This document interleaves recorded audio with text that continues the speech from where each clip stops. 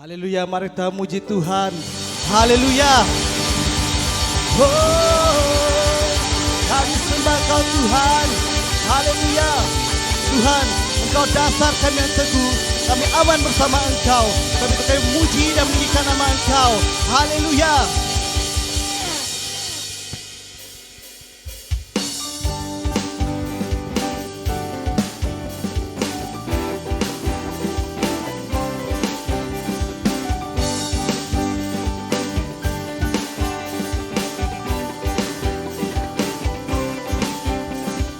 Yesus, Kau dasar yang teguh, amanku bersamamu.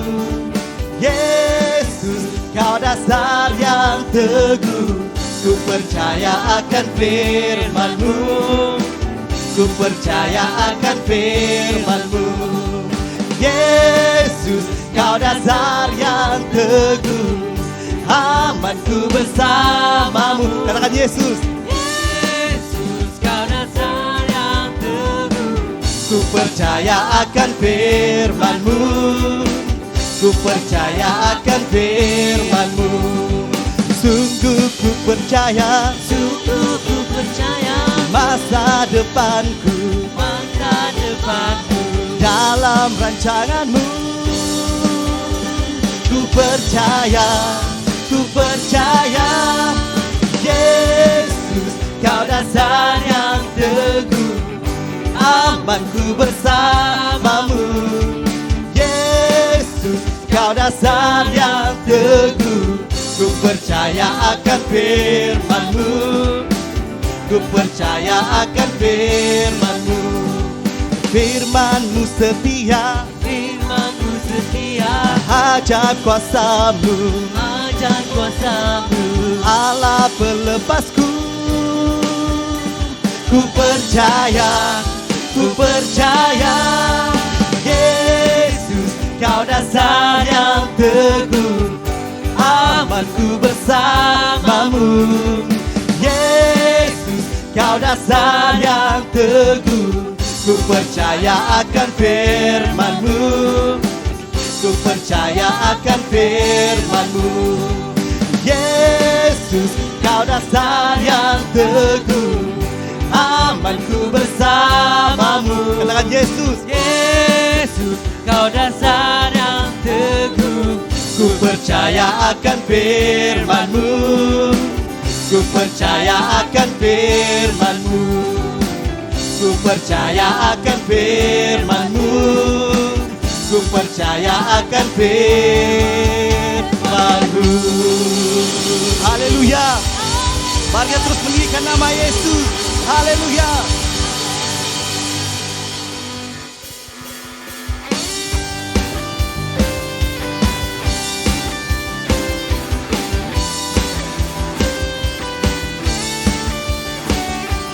Dasar dari yang ku harapkan,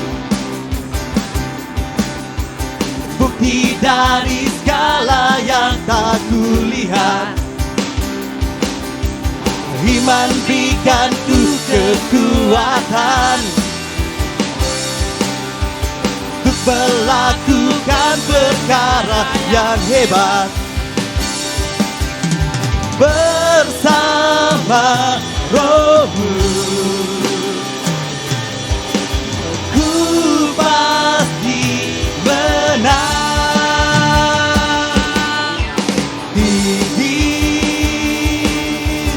Namamu dipuji, hormat, kemuliaan. Sorak dengan segenap hati, Raja keagungan. Kau tak biarkan pencobaan melebihi batas kekuatanku. Kau yang berikan ku kemuliaan, makin serupa dengan gambaran-Mu. bersama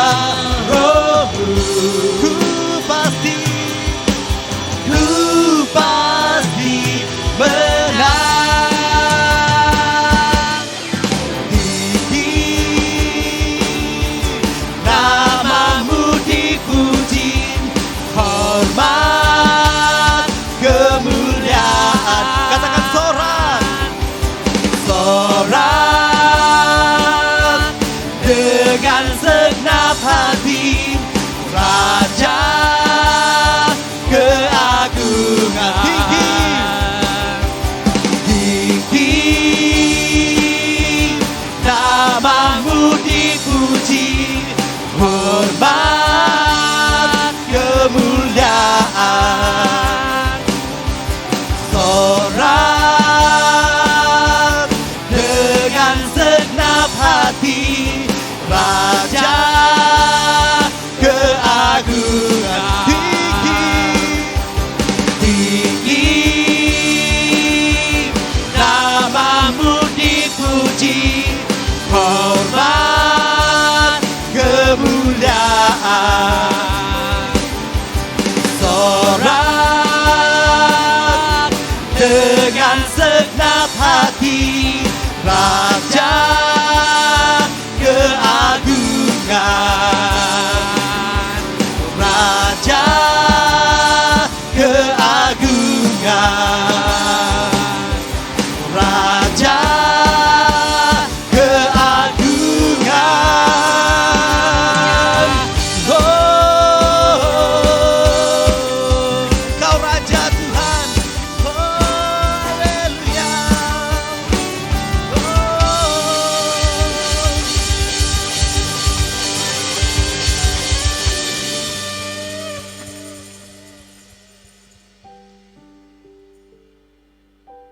Yesus.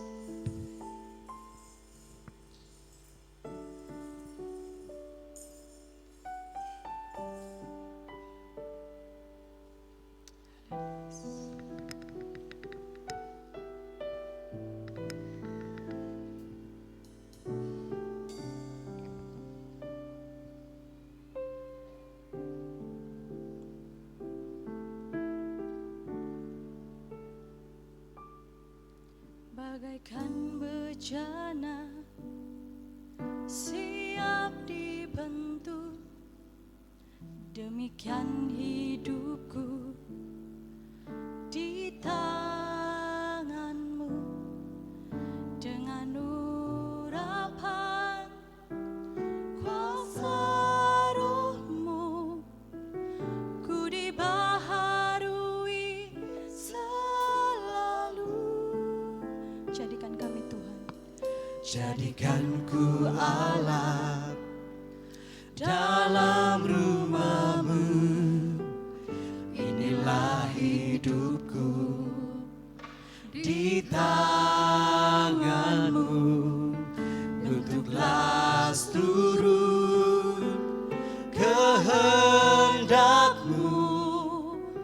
Pakailah sesuai rencana-Mu. katakan ku mau seperti-Mu Yesus. Ku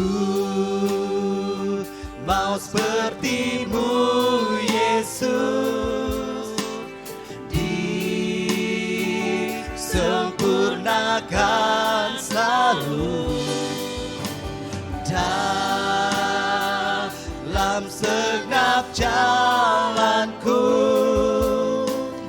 memuliakan nama-Mu.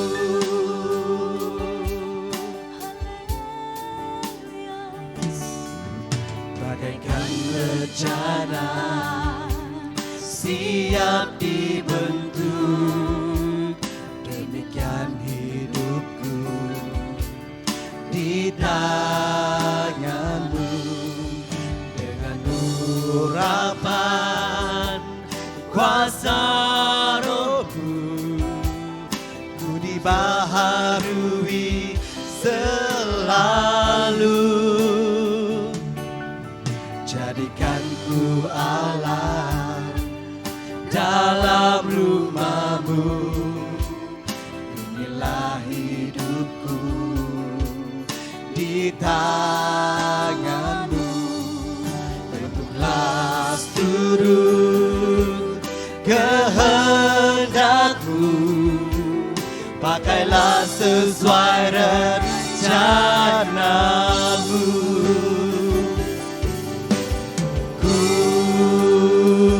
Mau seperti-Mu Yesus, disempurnakan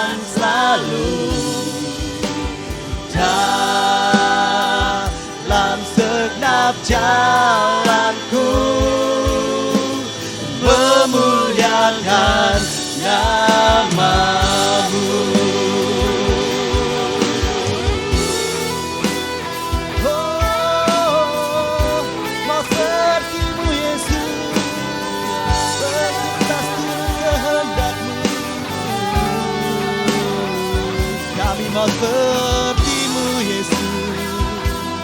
Haleluya Tuhan.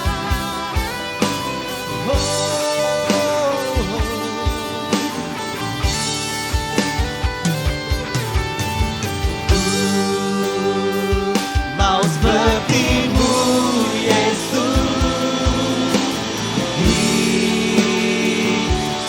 disempurnakan selalu dalam segenap jalanku,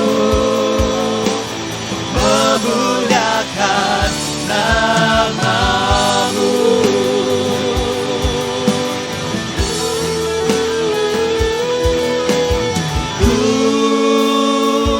Mau seperti-Mu Yesus, disempurnakan selalu dalam segenap jalanku,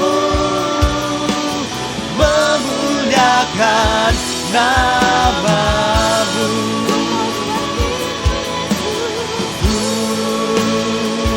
Mau seperti-Mu Yesus, disempurnakan selalu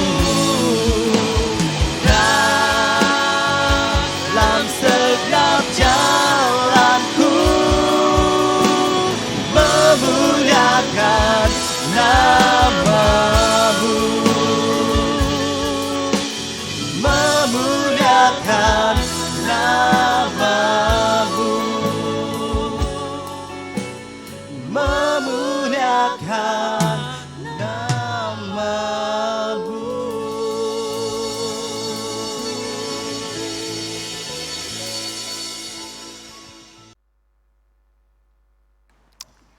Mari kita berdoa bersama-sama.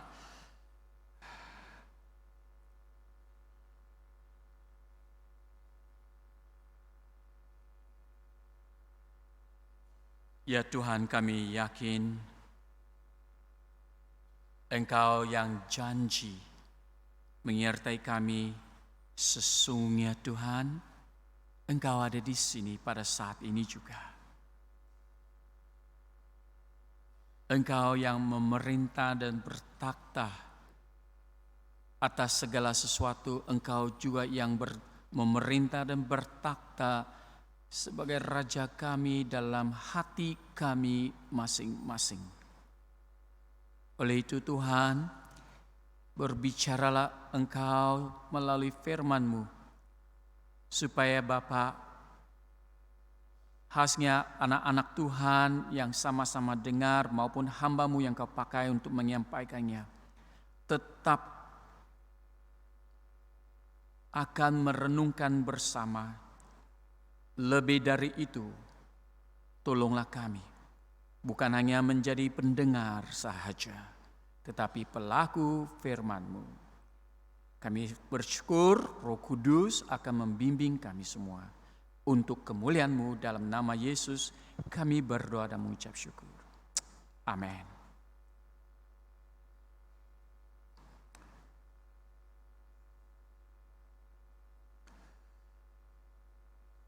Maka saya akan teruskan dengan khotbah siri dari Injil Matius, dan sebagai recap supaya kita tangkap semula apa yang tertinggal pada bulan Februari, di mana saya berhenti pada ayat yang ke-20 tempoh hari ya. Dan hari ini kita akan sambung. Nah, kita sudah tahu bahwa pada hari ini yang sudah dibacakan oleh saudara Cigu Dining, Matius 7 ayat 21 hingga 29 adalah penghabisan khotbah di bukit. Dan kita sudah belajar dengan ringkas dan sejauh mana yang kita sudah perhatikan bahwa khotbah di bukit adalah tentang kerajaan Tuhan. Oke?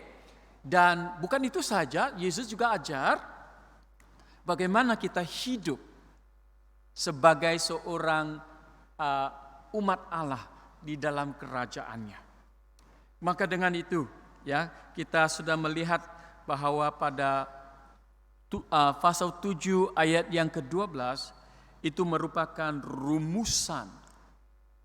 Tetapi seterusnya kita juga belajar bahwa Tuhan mahu bukan hanya sekadar mengajar, bukan hanya menyampaikan, tetapi mereka harus buat keputusan. Mereka harus buat pilihan, mengikut apa yang sudah diajarkan oleh Yesus atau tidak. Apakah mereka akan berbeda daripada bangsa Yahudi yang lain? Bukan sekadar hanya beragama Yahudi, tetapi lebih dari itu. Maka dengan itu saudara-saudari, pada itu di Matius pasal 7 ayat 13 hingga 20. Dan hari ini kita akan sambung, di mana Tuhan memberikan kita peluang lagi untuk berpikir dan pada masa yang sama buat pilihan yang tepat nanti. Ia mencabar, saya mau katakan ini, apa yang saya mau sampaikan ini sesuatu pengajaran yang saya rasa cukup mencabarkan. Waktu saya buat persiapan firman ini, saya sendiri dicabar. Terus terang dulu, saya sendiri dicabar. Maka dengan itu jangan bilang, wah si Kenan marah betul. Jangan. Jangan begitu ya, tolong jangan begitu. Sebab saya mau sampaikan bahwa ini bukan satu petikan yang mudah disampaikan. Oleh sebab itu saudara-saudari, marilah kita lihat apakah pilihan yang terakhir di mana para pendengar, orang-orang yang mendengar ajaran Yesus waktu itu. Inilah temanya yang kita mau. Hidup dalam kerajaan Allah bukan hanya masa depan, tapi sekarang. Dan kata lain, bagaimana kita sepatutnya jadi umat Allah hari ini juga seperti kita sudah berada dalam syurga. So, apa yang Yesus mau sampaikan kepada pendengarnya, pada murid-muridnya, pada orang ramai pada waktu itu, supaya mereka akan mempertimbangkan. Ya, sama ada mau hidup dalam kerajaan Allah atau tidak. Jangan pikir seperti orang biasa-biasa, saya mau pergi ke surga nanti. Tetapi sekarang sementara waktu ini, apapun bolehlah. Jadi Yesus mencabar murid-muridnya secara khusus pada masa yang sama para pendengar yang lain. Bukan semua yang mendengarnya adalah pengikut Yesus. Yesus mencabar mereka. Sama ada mereka mau, something wrong? Thank you. Nah, maka dengan itu mari kita perhatikan poin yang pertama yang saya mau kongsikan. Yang pertama,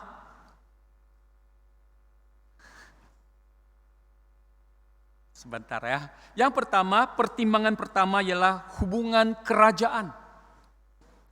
Hubungan kerajaan. Ya, kita mau fokus kepada hubungan. Saya rasa kalau saudara-saudari masih ingat selalu yang ditekankan bahwa iman kepercayaan kita sebagai umat Allah yang dipanggil oleh orang yang beragama Kristen. Sebenarnya ini bukan sekadar agama, tetapi kepada hubungan. Nah, mari kita lihat kenapa. Alright, kenapa? Soalannya ialah, mengapa kita perlu? Apa sebabnya? Kenapa begitu mempertikaikan tentang hubungan kerajaan? Saudara-saudari, jangan lupa bahwa di mana Yesus dalam Matius pasal 7, sebenarnya ayat 13 hingga 14 dulu, dia sudah menekankan apa yang Tuhan kehendaki, apa Raja sendiri kehendaki. Yaitu kita hidup di dalam rohnya. Karena Injil Kristus yang sudah disampaikan dalam Matius 4 ayat 17, yaitu tentang apa? Bertobatlah karena kerajaan sudah dekat. Apa maksudnya? Maksudnya di situ ialah saudara-saudari, yang ditekankan adalah hubungan raja, ya, hubungan kita dengan raja melalui rohnya. Ini adalah soal hubungan pribadi. Itulah sebabnya bukan soal agama, bukan soal ritual, bukan semua itu. Ya, bukan soal masuk agama Kristen. Ada orang selalu mengatakan begitu, ya. Aku masuk agama Kristen. Wow, saya tidak mau katakan mereka salah sama sekali. Tidak, saya tidak berani cakap begitu. Tetapi itulah mentality ataupun corak pemikiran, mindset yang ada. Tetapi yang kita mau sama-sama perhatikan ialah apa yang ditekankan oleh Yesus. Yang ditekankan oleh Yesus ialah hubungan pribadi. Right? Hubungan pribadi dengan Tuhan. Bagaimana kita tahu? Kita perhatikan lagi satu petikan dari 2 Korintus pasal 3 ayat 7 hingga 18 di mana Paulus menekankan ini.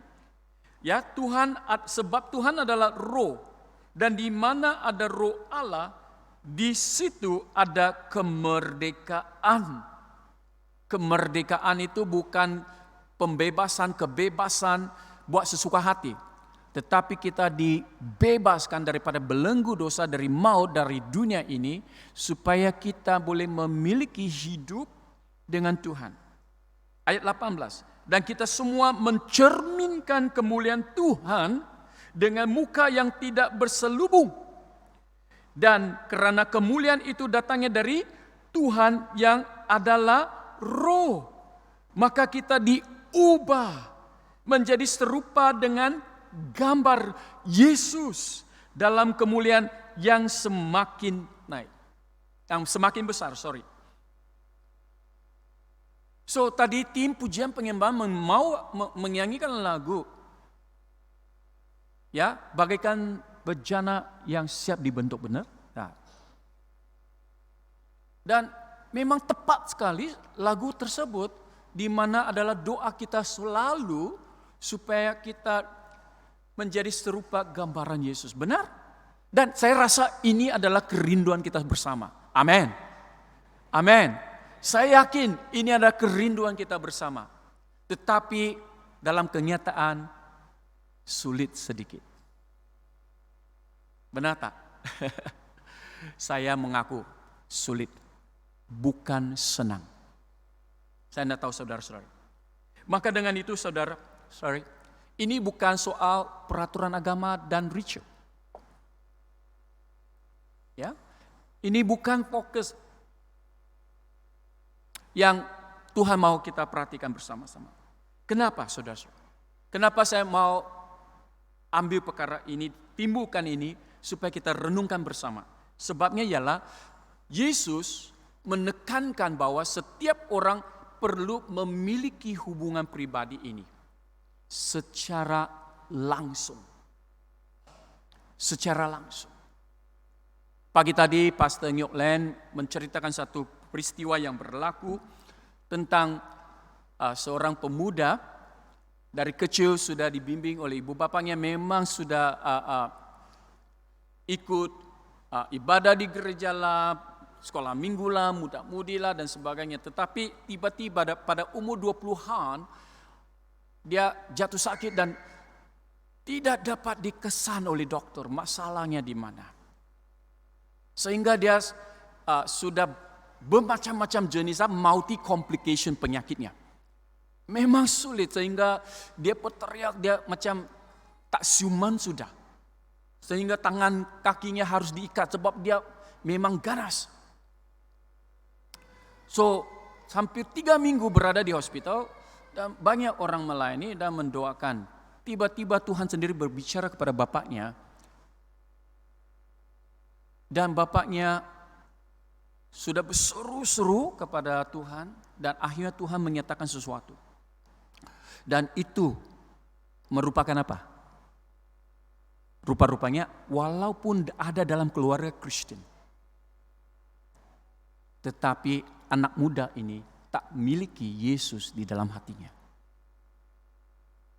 Agama Kristen, tetapi dia tidak memiliki hubungan pribadi dengan Tuhan. Maka bapaknya mengambil kesempatan dan bawa anak itu dan dorong. Dan luar biasa bila Roh Kudus bekerja, bapaknya tanya anak itu, "Nak, kamu mau tak terima Yesus dalam hatimu?" Dengan luar biasa Tuhan bekerja, anak itu respon, "Saya mau." Mula-mula ganas. Ya, macam tak seuman sudah itu. Dan sesudah itu, selepas anak muda ini terima Yesus secara pribadi, mujizat berlaku. Dan inilah yang ditekankan oleh Tuhan Yesus. Maka dengan itu saudara-saudari, apa yang penting kita perlu ingat bahwa Yesus sudah berkata dalam ayat 21e, bukan semua orang yang berseru kepadaku akan masuk ke dalam kerajaan syurga. Keras kan? Saya sudah maklumkan lebih awal tadi bahwa ini bukan mudah disampaikan. Tetapi syukur bukan saya yang cakap, ini ialah ungkapan Yesus sendiri.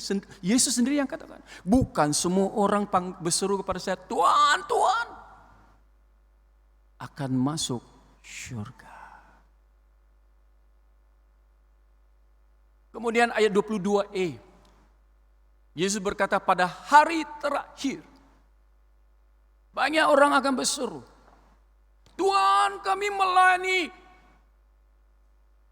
kami aktif, kami buat ini, buat itu, kami bernubuat, kami menyembuhkan orang, kami membebaskan orang daripada ikatan belenggu iblis."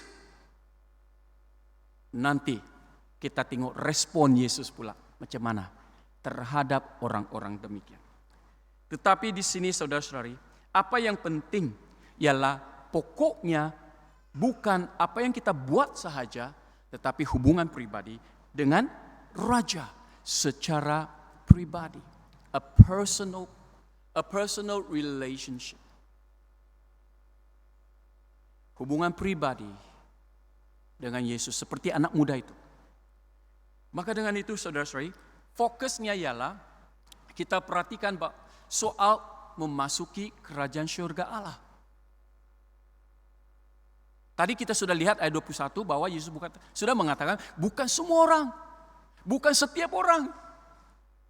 Waktu saya merenungkan secara pribadi, saya tanya diri saya sendiri, bagaimana dengan saya, James? Aku berbicara macam orang gila, berbicara pada diri sendiri. Kau macam mana, James? Saya tahu ada James Lee yang satu lagi lah, tapi tidak tahu kalau dia hadir atau tidak hari ini. Bikin takut juga tahu. Saya cakap saya sendiri rasa takut sekali karena saya mungkin salah satu mereka yang tidak akan masuk. Kalau saya tak hati-hati.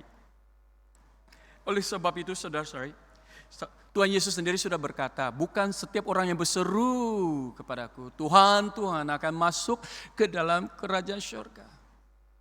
Syukur, amaran yang pertama diberikan terlebih dahulu. Tetapi Yesus tidak berhenti di situ. Maka dia beri petunjuknya. Soalnya, macam mana boleh masuk syurga?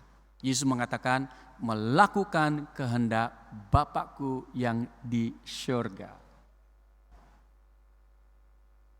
Dan dalam lagu yang sama, lagu yang sama tadi, ya, hidupku ini mengikut kehendak-Mu. Melakukan, menghidupi, bukan hanya tahu, tetapi mengamalkan sehingga itu menjadi kehidupan kita sehari-hari. So di sini satu orang yang dijamin masuk, bukan diri kita sendiri yang boleh menentukannya, tetapi Yesus yang menentukan dengan syarat bahwa mereka mengakui yaitu kita mempercayai, kita mengakui ya, kita mengistiharkan iman kita, seperti iman Naisin yang kita lafazkan tadi, kita mempercayainya, tetapi juga melakukan kehendak Bapa di surga. Alright? Boleh faham semua? Boleh ikut? Alright. So saya harap ini kita boleh rasa, wow, rupa-rupanya inilah maksudnya, ikut Yesus.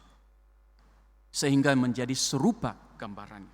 Maka dengan itu saudara-saudari, yang lebih penting, ya, yang lebih penting, bukan hanya mengakui, tetapi sungguh-sungguh melakukan.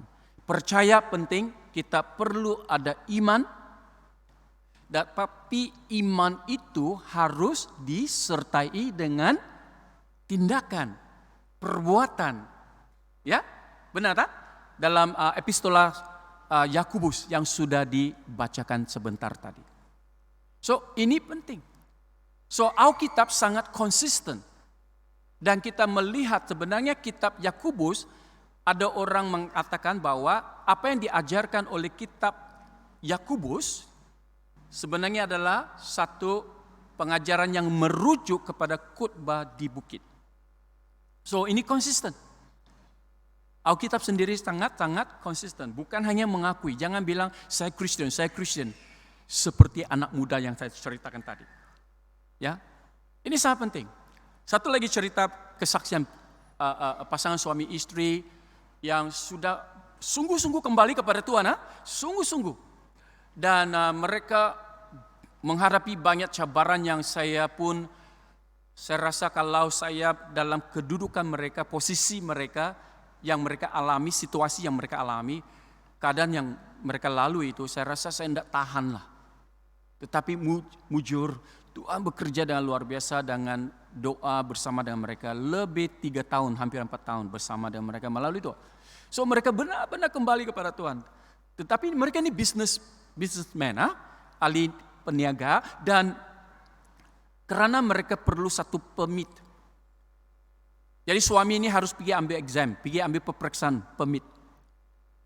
Dia gagal. Dia tahu dia tidak dapat lulus. Dia kurang 5 marka. Yang perlu lulus 42. Dia hanya dapat 37. Jumpa dengan pegawai di sana, dan pegawai bilang, jangan susah hati, segala masalah boleh diselesaikan. Nah, pahamlah. Pahamlah kan? Paham maksud saya? Boleh diselesaikan. Jadi si suami ini pun macam, mula-mula dia memang tidak mau, tapi dia menelepon istri. Tetapi mereka karena perlu memulakan bisnis dan perlukan permit, istrinya tanya berapa yang dia minta, sekian jumlahnya. Oke lah bah, bagi saja lah bah, karena mau dapatkan permit. Bila suami ini bertindak dengan luar biasa, suami istri tak tentram dalam hati mereka. Ada sesuatu timbul. Roh Kudus sedang memberikan satu kesadaran. Tidak aman. Langsung tidak sedap hati mereka. Maka dengan itu, ini berlaku pada bila 22 hari bulan Februari, Ash Wednesday.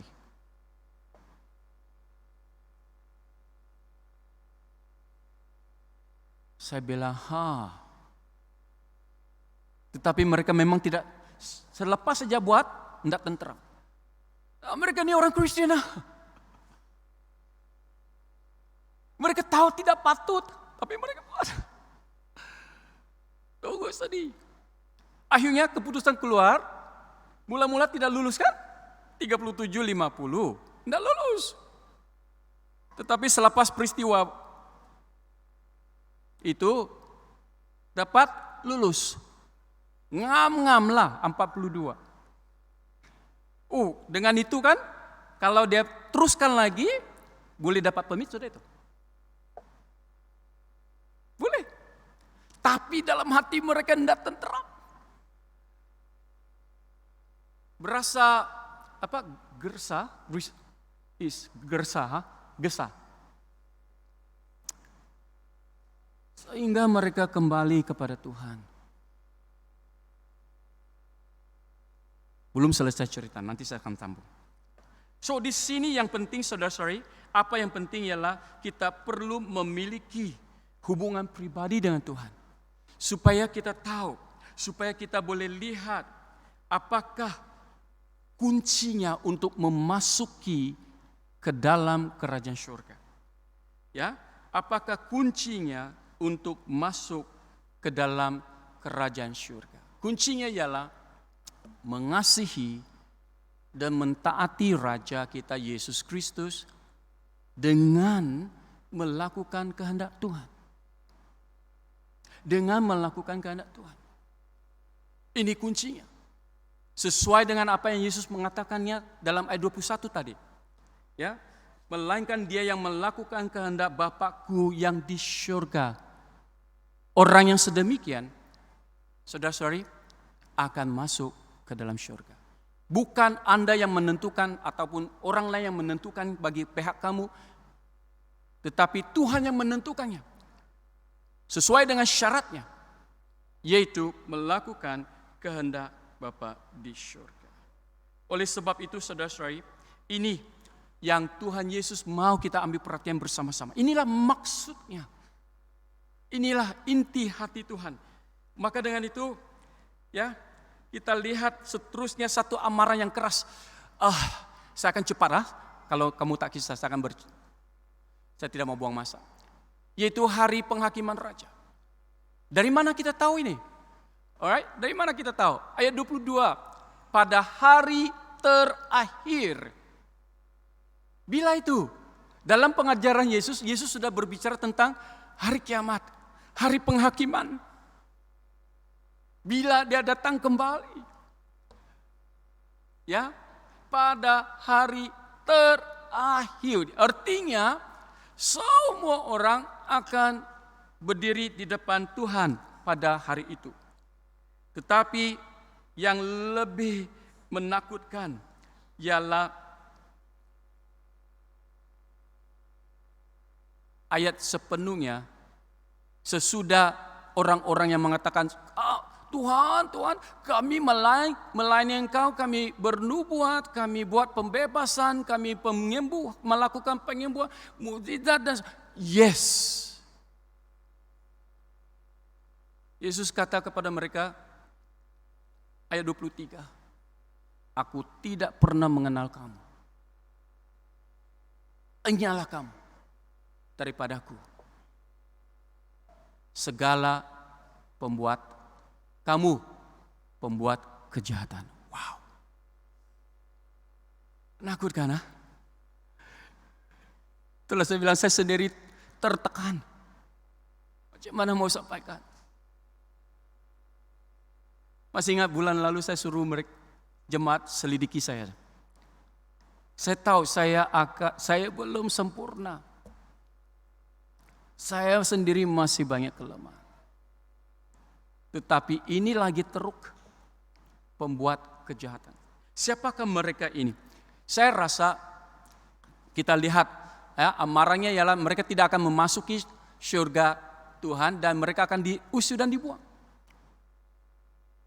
Kembali kepada soalan yang saya tanya tadi, siapakah mereka ini? Saya yakin dan saya percaya adalah nabi-nabi guru-guru palsu yang dinyatakan dalam Matius 7 ayat 15. Adalah mereka yang boleh melakukan bermacam-macam jenis mukjizat dan sebagainya.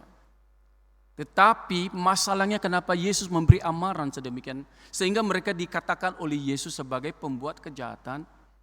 Saya yakin mereka tidak memiliki hubungan pribadi dengan raja sendiri. Bukan karena pelayanan, bukan tiada bukti. Semua itu ada. Tetapi kalau hubungan pribadi itu tidak diusahakan, hidup sesuai dengan apa yang Tuhan kehendaki di bawah pemerintahan Raja Yesus, semuanya tidak ada maksudnya. Sebab apa? Yesus sendiri mau kita supaya mengekalkan hubungan ini. Itu yang ditekankan di sini. Ya, kita mau mengekalkan, artinya terus tetap berada di dalam hadirat Tuhan.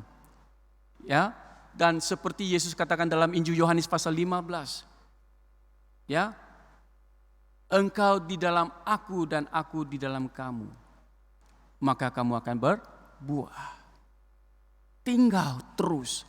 Hidup sesuai dengan apa yang Tuhan kehendaki.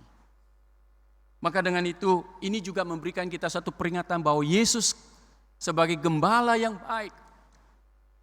Ya, dia kenal Bapa, tetapi dia juga kenal siapa domba-dombanya. Dia tahu mana domba-domba yang betul, yang benar, dan mereka yang tidak mengenal dia. Yesus akan tahu. Oleh sebab itu, mari kita saling mendorong satu sama lain. Saudara-saudara, ini bukan satu perkara yang saya mau seolah-olah menghakimi, tetapi biarlah kita perhatikan apa yang Tuhan Yesus tekankan di sini. So, soalannya ialah bagaimana hubungan kita hari ini dengan Raja Yesus secara pribadi. Secara pribadi. Oke? Secara pribadi. Saya rasa, saya harap satu poin ini boleh bawa kembali untuk kita renungkan. Kita pikirkan dan kita berdoalah. Minta supaya Tuhan tolong. Mungkin kita lemah, mungkin kita jatuh, mungkin kita gagal seperti pasangan suami istri yang gagal. Yang tidak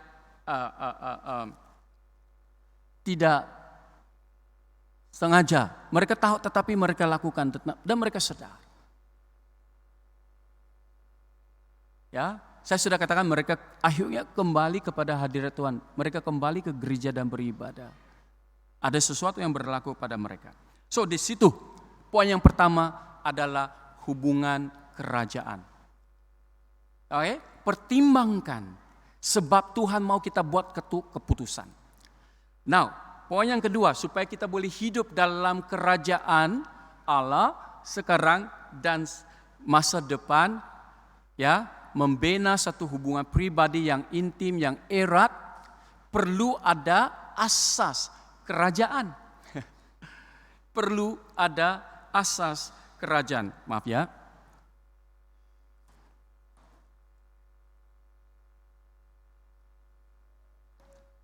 Nah, hubungan kerajaan yang benar, hubungan pribadi kita yang betul-betul dengan Tuhan itu dibina atas asas ataupun dasar. Yesus, dasarku yang teguh. Is that right? Ya. Yesus, kita nyanyikan lagu itu. Yesus, dasarku yang teguh. Maka dengan itu saudara-saudari, kita perlu ya memupukkan hubungan ini selepas kita mengenali Yesus, selepas kita terima Yesus, selepas kita mengakui dosa-dosa kita daripada semua yang lain. Kita harus bertumbuh, kita harus matang, kita harus berbuah. Di sini Yesus memberikan dua dasar, dua asas. Sama ada tanah berbatu ataupun tanah berpasir. Ya, dua jenis. Jadi pilihan lagi kan, mana apakah dasar yang kamu mau? Yang berbatu kah mau yang berpasir? Itu pilihan kita lah. Jadi saya tidak akan lanjutkan sebab kesannya, akibatnya kalau membina atas tanah yang berbatu, apa akibatnya? Apa kesudahannya? Kalau yang di atas tanah yang berpasir, apakah kesudahannya nanti? Itu semua sudah Tuhan Yesus jelaskan baik-baik, dan maka dengan itu kita tidak akan bentang dengan terperinci. Tetapi apa yang penting saudara-saudari, kita perlu ada satu asas yang kuat. Contohnya bangunan ini, gereja ini, ya, kalau dasarnya di bawah tanah ini tidak kuat, bangunan ini boleh rubuh. Bila-bila masa. Jadi kita perlu ada asas kerajaan yang betul-betul boleh menyokong kita supaya tetap ada di dalam Yesus Kristus. Maka dengan itu saudara-saudari, kita lihat bahwa bukan hanya kita perlu membina asas di tanah yang berbatu. Kita perlu mengerti apakah maksud Yesus sebenarnya, yaitu ialah mendengar dan melakukan ataupun bertindak balas perbuatan mematuhi firman Tuhan. Jelas kan? Ya, kita perlu ini. Kita mungkin banyak dengar sini, dengar sana, banyak belajar juga. Ya, saya rasa ramai di antara kita membaca firman Tuhan, kita mengkaji secara mendalam. Puji Tuhan. Tetapi apa tindakan kita? Apa yang akan kita buat sesudah firman Tuhan menyatakan sesuatu? Itu yang ditekankan oleh Yesus di sini. Maka ya dalam Yakobus pasal 1 ayat 22, hendaklah kamu menjadi pelaku firman dan bukan hanya pendengar saja. Sebab jika tidak sedemikian kamu hanya menipu diri sendiri. Nah, dengan itu saudara-saudari, saya serahkan kepada Anda untuk memahami ya apa yang ditekankan oleh Tuhan. Yang ditekankan oleh Tuhan ialah supaya kita melakukan dengan menghidupi kebenaran kerajaan Allah setiap hari. Setiap masa. Dalam rumah tangga, hubungan suami istri. Macam mana keadaan? Antara ibu bapa dan anak-anak. Macam mana? Ya, di tempat kerja dengan majikan, dengan rakan-rakan sekerja, macam mana? Dan dalam gereja, hubungan antara satu sama lain, macam mana? Kita perlu pikir bersama-sama. Sebab Tuhan mau kita ambil perhatian, supaya kita tahu, kita bukan hanya sekadar mendengar, tetapi juga melakukan. Ya, ini sebabnya kita sudah diberi amaran kalau kita mendengar saja, tetapi tidak melakukannya, kita sudah tahu kesudahannya yang sudah Yesus menyatakan kesannya sesudah itu. Ya, now di sini saya ingin kongsikan satu. Saya tidak tahu kalau kamu dapat lihat, boleh baca atau tidak? Boleh nampak? Boleh nampak? Boleh ya? Izinkan saya baca dengan perlahan-lahan, because ini memang sesuatu yang menekankan. Tapi tolong fahami, niat hati saya bukan untuk memalukan ataupun menghina ataupun menghakimi, oke? Tetapi izinkan seorang hamba Tuhan, Charles Spurgeon, dia yang tuliskan ini dalam bahasa English, dan dengan bantuan Reverend Albert kami memperhalusinya sesuai apa yang dia sampaikan. Izinkan saya baca. Jika Anda tidak boleh mengatakan bahwa Anda memikul salib Kristus dan bersedia mengikut Dia dalam apa jua bahaya pun, maka dengarlah saya dan pelajarilah kebenaran ini. Jangan buat pengakuan sama sekali. Jangan bercakap tentang pembaptisan atau perjamuan Tuhan, atau menjadi jemaat sesebuah gereja, atau menjadi seorang Kristen. Apa sebab? Karena jika kamu berbuat demikian, kamu akan berdusta terhadap jiwamu sendiri. Jika Anda belum meninggalkan penyembahan kepada berhala dunia, tiada gunanya mengaku sedemikian. Seseorang tidak perlu mengaku sesuatu yang dia tidak lakukan. Itu adalah dosa karena melampaui batas. Jika Anda tidak boleh setia kepada Kristus, jika hatimu keberatan untuk bertobat kepada Tuhan, jangan mengaku sebagai muridnya. Charles Spurgeon. ketika saya membacakan, betul-betul rasa satu tamparan yang cukup berat pada saya sendiri. Tetapi hari ini saya tiada niat mau tampar ya supaya marah sama orang, tidak. But I think it's good kan kita renungkan bersama, pikirkan bersama. Ya.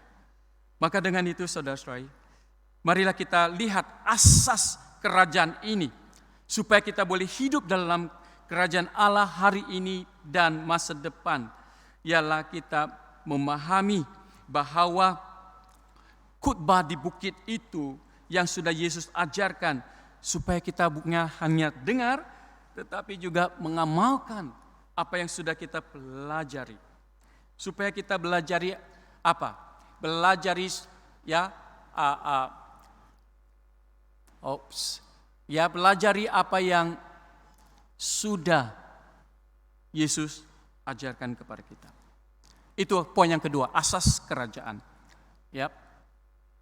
Poin yang ketiga, pertimbangan yang ketiga. Oke, kita sudah pertimbangkan hubungan kerajaan, kedua asas kerajaan, ketiga kewibawaan kerajaan. Kenapa? Inilah yang perlu kita pahami. Para pendengarnya sudah dengar Yesus punya khotbah sampai ke penghujungnya ayat yang ke-27 itu.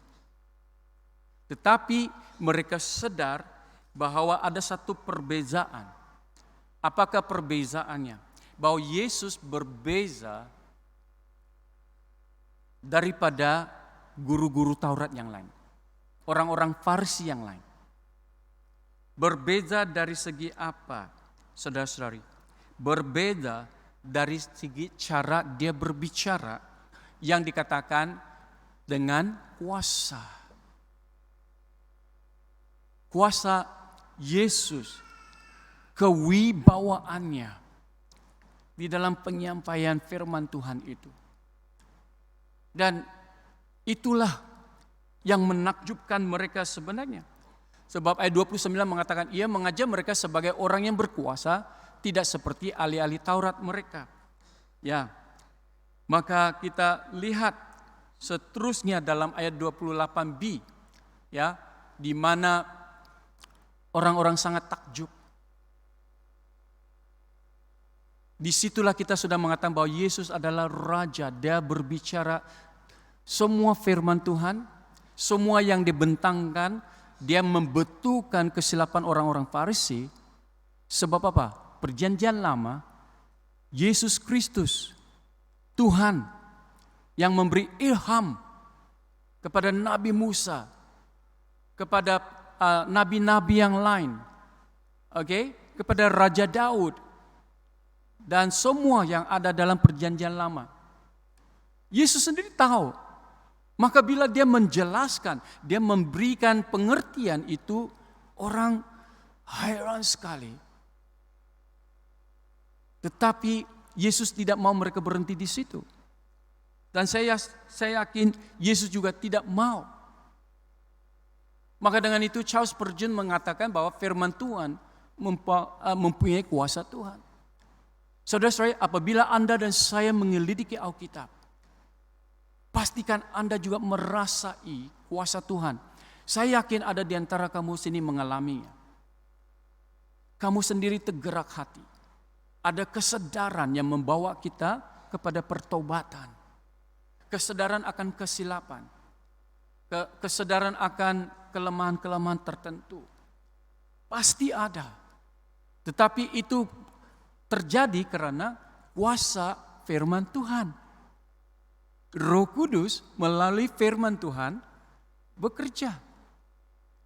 Maka dengan itu saudara-saudari, Anda dan saya perlu bertindak seperti itu. Izinkan saya selesaikan cerita ringkas kesaksian suami istri tadi. Nah, tadi saya mengakhiri bahwa mereka dapat kelulusan ya. Mula-mula memang tidak lulus kan. Akhirnya lulus. Tinggal pergi ambil permit. Oke.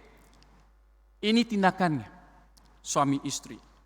Sesudah mereka tidak tenteram di hatinya.